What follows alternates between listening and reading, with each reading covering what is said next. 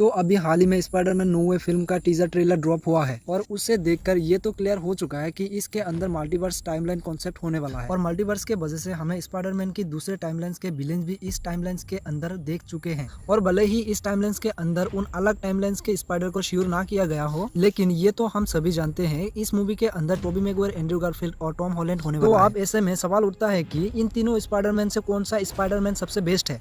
इसीलिए आज की इस वीडियो में हम इन तीनों स्पाइडरमैन को एनालिसिस करेंगे और ये जानेंगे कि इन तीनों स्पाइडरमैन कैरेक्टर में से कौन सा स्पाइडरमैन सबसे बेस्ट है। लेकिन वीडियो में आगे बढ़ने से पहले अगर आप इस चैनल पर कहीं से भी नया आ गया हो तो बिना सब्सक्राइब किया मत जाना, क्योंकि आपको इस चैनल पर ऐसा कमाल का अवसम कंटेंट देखने को मिलता रहता है। तो आप बिना किसी देरी के चलिए इस वीडियो में आगे बढ़ते हैं। वीडियो स्टार्ट होने से पहले ही आपको एक चीज क्लियर कर देती हूँ कि मैं इन तीनों स्पाइडरमैन का फैन हूँ और किसी भी स्पाइडरमैन कैरेक्टर को लेकर बायस्ड नहीं हूँ। इसीलिए इस वीडियो में कोई भी स्पाइडरमैन जीते और हारे, इसलिए आप सभी मुझे जज मत करो। तो बेस्ट स्पाइडरमैन को जानने के लिए हम 3 अलग अलग फैक्टर्स को एक्सप्लेन करेंगे, जिसके बाद हमें जाकर ये जान पाएंगे इन तीनों स्पाइडरमैन से बेस्ट स्पाइडरमैन कौन।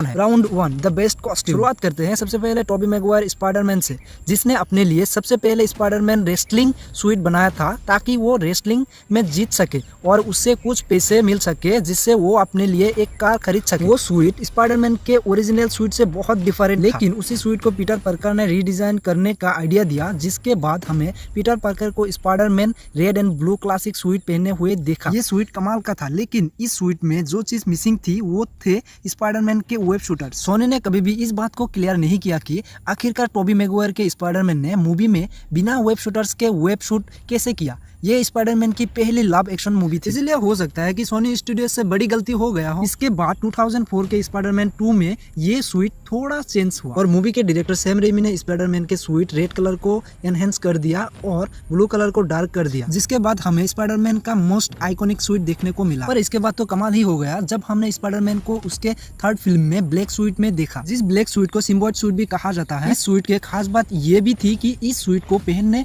के बाद स्पाइडरमैन को सिम्बायोटिक पावर भी मिलती थी। ये सूट अब तक का सबसे ऑसम था, पर उसके बाद जो सूट एंड्रयू गारफील्ड ने द अमेजिंग स्पाइडरमैन में पहना, उस सूट को कुछ बड़े बदलाव के साथ फिर से रिबूट कर दिया गया। इसका डिजाइन काफी नया था, लेकिन बहुत सा फैंस को इस नया सूट का लुक्स पसंद नहीं आया, जिसके चलते सोनी ने अपनी गलती को समझा और द अमेजिंग स्पाइडरमैन 2 में स्पाइडरमैन के सूट वैसे ही डिजाइन दिया जैसा कॉमिक्स के अंदर। अब बात करें टॉम हॉलैंड के स्पाइडरमैन सूट की, तो उसका डिजाइन काफी एक्वर्ड और फनी था, लेकिन चीजें पूरी तरह तब बदल गई जब उससे टोनी स्टार्क के द्वारा बनाया गया स्पाइडरमैन सूट मिला। इस सूट को फैंस ने काफी पसंद किया, खास करके इस सूट की आइस। ये छोटी सी डिटेल्स बहुत ज्यादा मैटर करती है, क्योंकि स्पाइडर इसके वजह से बिना अपने मास्क को उतारे अपनी सारी इमोशंस एक्सप्रेस कर पाती है। वैसे स्पाइडरमैन को लेकर ये बड़े प्रॉब्लम थी, पर सोनी ने तो कभी ध्यान नहीं दिया, पर एमसीयू ने इसे समझा और इसको डिटेल्स के साथ ऐड किया। पर अब जो एमसीयू स्पाइडर के सोर्स के बात चल रही है, तो हम स्पाइडरमैन के आयरन स्पाइडर सूट को कैसे भूल सकते हैं। इस सूट में मेटेलिक लिम्स थी और इससे रेड, ब्लू और गोल्ड कलर के कमाल के कॉम्बिनेशन के साथ डिजाइन किया गया। इनके अलावा टॉम हॉलैंड ने फार फ्रॉम होम में कुछ नए स्पाइडरमैन सूट को भी पहना था,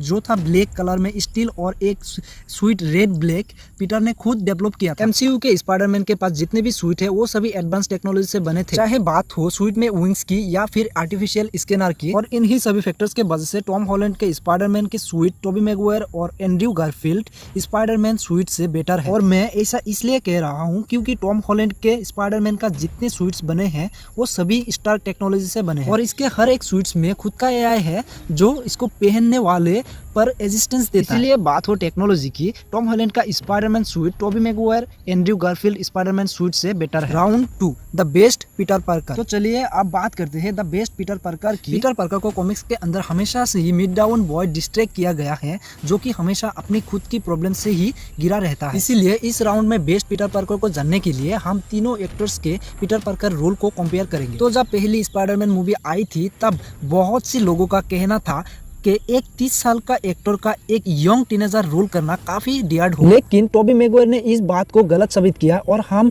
फैंस को वो पीटर पार्कर दिया जिससे हम देखने चाहते थे। वो पीटर पार्कर जो ना सिर्फ क्रिमिनल से लड़ते हैं बल्कि अपने पर्सनल प्रॉब्लम्स को ओवरकम करने के लिए डिलीवरी बॉय भी बनता है। सैम रेमी के ट्रायोलॉजी अब पीटर पार्कर स्मार्ट है, हाईली इंटेलिजेंट है और इसके अलावा कॉम्प्लेक्स साइंटिफिक सब्जेक्ट्स के बारे में भी नॉलेज रखता है। और इन सबके भी ऊपर मेरी जेन के साथ इसका रिलेशनशिप डेवलपमेंट इसका रोल को और भी ज्यादा एक्साइटमेंट बनाता है। लेकिन टोबी मैगवायर के पीटर पार्कर के कैरेक्टर के साथ जो चीज सबसे ज्यादा फैंस को कनेक्ट करता है वो है अंकल बेन का डेथ। अंकल बेन की डेथ पीटर की लाइफ पर एक बहुत बड़ा इम्पैक्ट डालती है और इसका असर पीटर की लाइफ पर भी दिखता है। अब बात करें एंड्रयू गारफील्ड की, तो पीटर पार्कर के रोल में एक 27 साल का एक्टर देखना भी मुश्किल है, लेकिन एंड्रयू गारफील्ड ने अपनी एक्टिंग और एवसम लुक्स की वजह से अपने पीटर पार्कर के रोल को बखूबी निभाया। इसने पीटर के कैरेक्टर को एक पढ़ाकू और एक लूजर रिप्रेजेंट किया, लेकिन इसके कैरेक्टर के पास अमेजिंग मेंटल एबिलिटीज थी जो कॉम्प्लेक्स सिचुएशन को सॉल्व करने और एवसम वेब शूटर को क्रिएट करने में इसकी हेल्प करती थी। और इनके अलावा जीएफ के साथ रिलेशनशिप फनी और रोमांटिक था जो कि अनफॉर्चुनेटली सैड मोमेंट्स के साथ खत्म हो। बात करें टॉम हॉलैंड की, तो टॉम हॉलैंड इन सभी में पीटर पार्कर का रोल निभाने वाला सबसे यंगेस्ट कैरेक्टर है। टॉम हॉलैंड जब एमसीयू ज्वाइन किए थे तब एज सिर्फ 20 इयर्स थी और ये एज टॉम हॉलैंड को उसके स्पाइडरमैन के क्लोज भी लाती है। स्पाइडरमैन के क्रिएटर स्टैन ली एक बार ये कहा था कि जब उन्होंने स्पाइडरमैन कैरेक्टर को लिखा था तब उन्होंने स्पाइडरमैन कैरेक्टर को जैसा इमेजिन किया था टॉम हॉलैंड ठीक वैसे ये पीटर पार्कर एक रियल टीनेजर है जो अपनी पर्सनल रिलेशनशिप और प्रॉब्लम से घिरा रहता है। टॉम हॉलैंड के कैरेक्टर के पास अमेजिंग मेंटल एबिलिटीज है, जैसे इसने अपने स्पाइडर वेब को खुद डेवलप किया था और अपने सोर्स सिक्योरिटी को भी अकेले हैक कर लिया। लेकिन टॉम हॉलैंड पीटर पार्कर के साथ जो सबसे बड़ी कमी थी वो अंकल बेन का ना होना, क्योंकि अगर अंकल बेन नहीं होंगे तो अंकल बेन का डेथ भी नहीं होगी और अगर अंकल बेन की डेथ नहीं होगी जो इफेक्ट्स हमें पीटर के लाइफ में दिखा वो भी नहीं दिखेगा। लेकिन इस चीज का फुलफिल करने के लिए एमसीयू ने टॉम हॉलैंड का बॉन्ड टोनी स्टार्क के साथ स्ट्रॉन्ग दिखाया और हम फैंस को भी इस चीज का एहसास इसलिए होता है क्योंकि हम आयरन मैन को एमसीयू के शुरुआती मूवी से देखते आ रहे हैं और जब एवेंजर एंड गेम में आयरन मैन की डेथ हुई तो इसका बहुत बड़ा इफेक्ट स्पाइडरमैन पर भी पड़ा और उसका इफेक्ट स्पाइडर के नेक्स्ट मूवी में पीटर के लाइफ में हमें दिखाता भी है। तो अगर हम जिस कैरेक्टर को पीटर पार्कर के कैरेक्टर के साथ सबसे ज्यादा रिलेट कर पाते हैं वो है टोबी मैगवायर और टॉम हॉलैंड का पीटर पार्कर। टोबी मैगवायर का पीटर पार्कर इसीलिए क्योंकि इस पीटर पार्कर को एक्यूरेट दिखाया गया, जहां हमें तीनों ही मूवीज के अंदर वो सारी प्रॉब्लम्स दिखाई गई है जो कि कॉमिक्स के अंदर पीटर पार्कर अपने लाइफ में फेस करती है, जैसे पीटर के family problems, financial problems, relationships problem और उसकी खुद की पावर्स को लेके प्रॉब्लम, जैसे उसे दूसरों की हेल्प करना चाहिए या अपनी लाइफ जीना चाहिए। इसीलिए इस राउंड में टोबी मैगवायर और टॉम हॉलैंड दोनों की पीटर पार्कर कैरेक्टर को आगे रखते हैं। Round 3 the best Spiderman. Best Spiderman को जानने के लिए इस राउंड के अंदर हमें तीनों वर्जन्स की पर्सनल क्वालिटीज पर फोकस करेंगे और जानेंगे कौन सा स्पाइडरमैन सबसे बेस्ट है। सबसे पहले बात करें टोबी मैगवायर की, तो जैसे कि ये मास्क पहनकर अपनी कैरेक्टर में आता है वैसे वैसे ये रियल ब्रेव सुपर हीरो बन जाते हैं जो कि किसी और की जान बचाने के लिए अपनी जान भी दे सकता है। स्पाइडरमैन 2 ट्रेन रुकने वाला सीन इस बात का एक अच्छा एग्जाम्पल है जो कि इस बात को प्रूफ करता है। टोबी मैगवायर का स्पाइडरमैन ना सिर्फ अपनी स्ट्रेंथ और पावर्स का इस्तेमाल करके क्रिमिनल को हराता है बल्कि वो बुराई के अंदर भी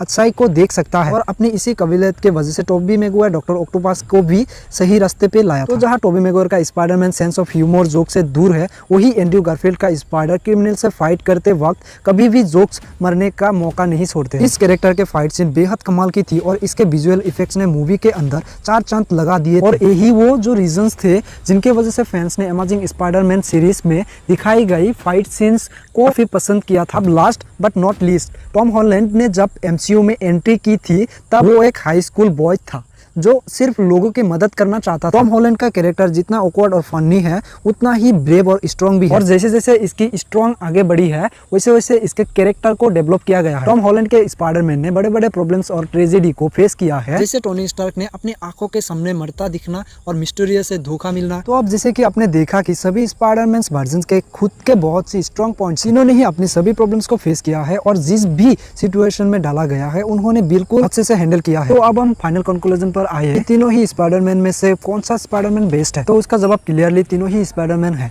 कोई सेंस है इस बात की? हमें बहुत लग रही थी लेकिन मेरे पसंदीदा स्पाइडरमैन टोबी मैगवायर है और आपका कौन सा है ये कमेंट करके मेरे को जरूर बताना। तो गाइस इसकी वीडियो इतना ही। अगर आपको पसंद आए तो लाइक मारो, शेयर करें, सब्सक्राइब करो। तब तक के लिए बाय बाय।